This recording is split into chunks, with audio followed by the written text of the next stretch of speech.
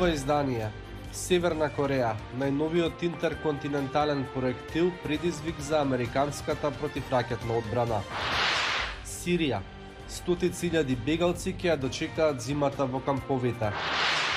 Соединети држави, женска иницијатива за подобрување на животот на домородните американци. Останете со нас, ќе ви кажеме повеќе. Поздрав од Вашингтон, јас сум Никола Крстик, а ова е гласот на Америка на македонски. Интерконтиненталната балистичка ракета на Северна Кореја има способност да стигне до копнениот дел од Соединетите држави, а веројатно и да ја пробие американската противракетна одбрана. Според експертите, станува се поскапо и се потешко да се парира на ракетната моќ на Пјонгјанг. Од Сеул известува Бил Гало. Најголемата ракета на Северна Кореја беше неодамна представена на воена парада. Овој проектил речи се сигурно може да стаса до САД, но дострелот не е најголема грижа. Северна Кореја веќе покажа дека има капацитет да лансира проектил до главното копно на САД. Сега аналитичарите велат дека Пјонгјанг сака да докаже дека може да смести неколку нуклеарни боеви глави во една интерконтинентална балистичка ракета. Тоа е веќе поголем предизвик за американскиот ракетен одбранен систем, вели аналитичарката Мелиса Ханам. Ако имате неколку нуклеарни боеви глави кои доаѓаат од една ракета, треба да имате и неколку пресретнувачи за секоја од нив. Додавањето нови пресретнувачи за САД ќе биде многу поскапо отколку за Северна Кореја да произведе повеќе проектили. Секогаш е поевтино и полесно да се направи нов проектил отколку широк ракетен одбранбен систем, што инволвира сензори за откривање и многобројни пресретнувачи за секој поединечен проектил. Но представената ракета има и лоши страни.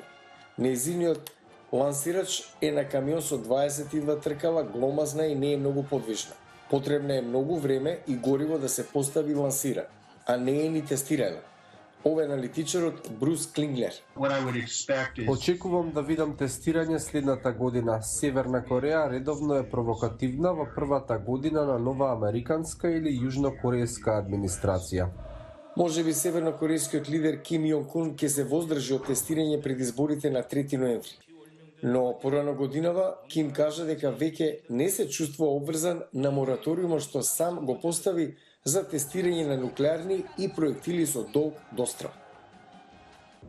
Измина една година од војната интервенција на Турција во Сирија, која предизвика раселување на 150.000 луѓе. Зана Омар известува од североисточниот дел на оваа земја распарчена од воен конфликт, каде бегалците чекаат уште една зима во камповите. Овде децата растат брзо и забораваат како некогаш изгледало дома.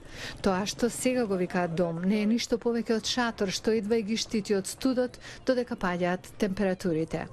На сириската влада на Асад и на терористичката група Исламска држава се гледа како на главните двигатели на внатрешното раселување, но оние кои живеат во северниот камп Вашукани за нивното бездомништво ја обвинуваат Турција.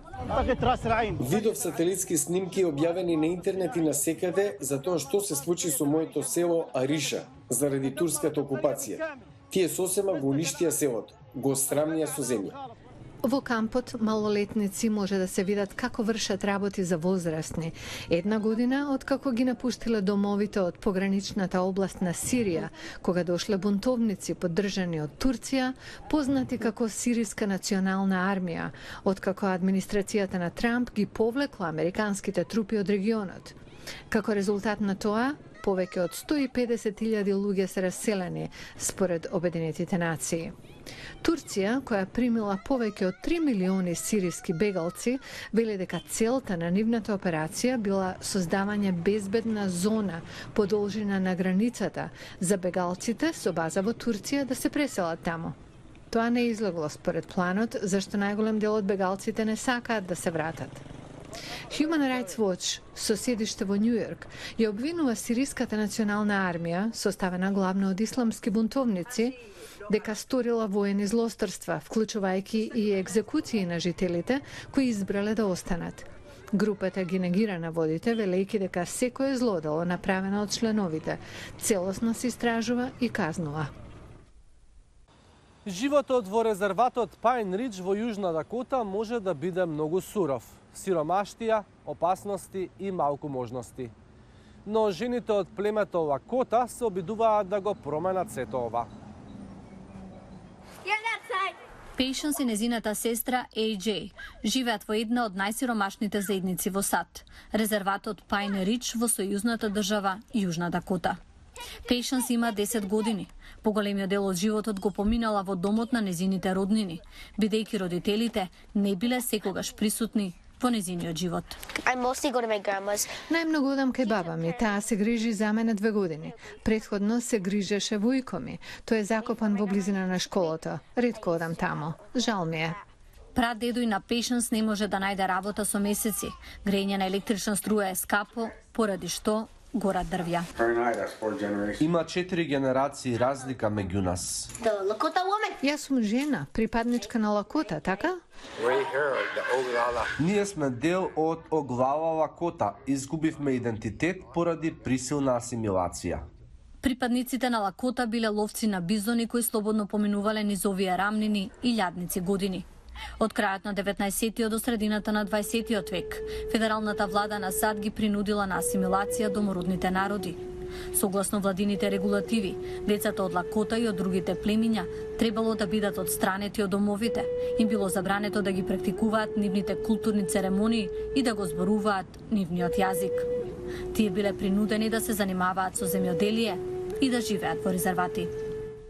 Домородните американци ги повратиле некои од нивните права, но многу и натаму остануваат да живеат во резервати, каде животот е тежок.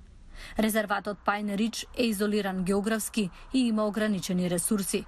Криминалот во него е многу раширен, а стапката на невработеност изнесува 80%. Дрога, алкохол, исчезнување на млади жени, како и отсуство на полиција, се дел од овдешниот живот. Жените од Лакота се обидуваат да ги земат нивниот живот и иднина по сопствени раце. Треба да се поддржуваме меѓу себе заради нашите керки и нашата иднина. Токму затоа овие програми се многу важни, да ги научат нашите девојчиња да бидат горди на себе и да се заштитат. Организација за поддршка на домородните девојчиња ги охрабрува како да создадат заедници за девојчиња во резерватите. Безбедно место во секое соседство, каде тие ќе можат да одат секоја недела да се дружат, да зборуваат за проблемите и да бараат можности. Поради угнетувањето на домородните американци низ годините, овие семејства многу често се нефункционални. Девојчињата, за разлика од момчињата, се соочуваат со поголеми ризици, како бременност и напуштање на училиштето, бидејќи мора да ги извршуваат семејните обврски. Заедниците за девојчиња не се нови во домородната култура. Родот е суштински дел од тоа кои сме ние како домородно население. Мажите имаат нивни силни страни, како и жените. На тој начин преживуваме.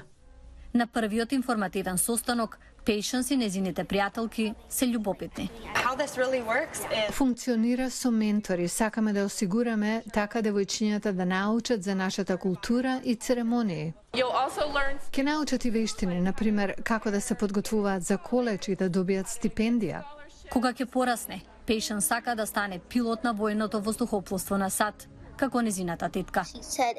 Ми рече дека било малку тешко да се лета, имало многу копчиња, но мислам дека ќе ги запомнам, бидејќи сум навистина силна. Сакам да имам убава куќа и добар живот и да се грижам за дедо ми.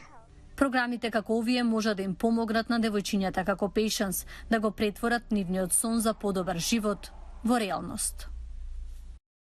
Тоа е се за ова издание на Newsflash. Многу повеќе на социјалните мрежи и на нашиот вебсайт. Поздрав од Вашингтон.